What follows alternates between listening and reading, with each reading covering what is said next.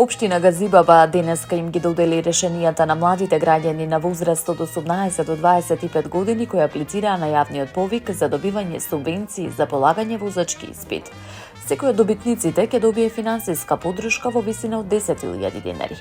Градоначалникот Бобан Стевковски истакна дека оваа мерка за прв пат се реализира во општината, представува дел од програмските определби и ветувањата дадени пред граѓаните.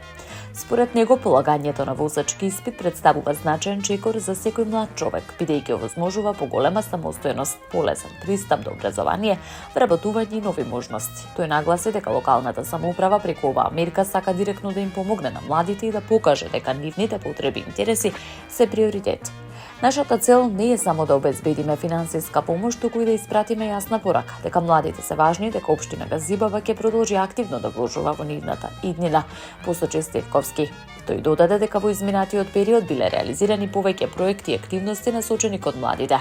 Најави нови мерки и поддршка во областа на образованието, спортот, младинските политики и подобрувањето на квалитетот на живот.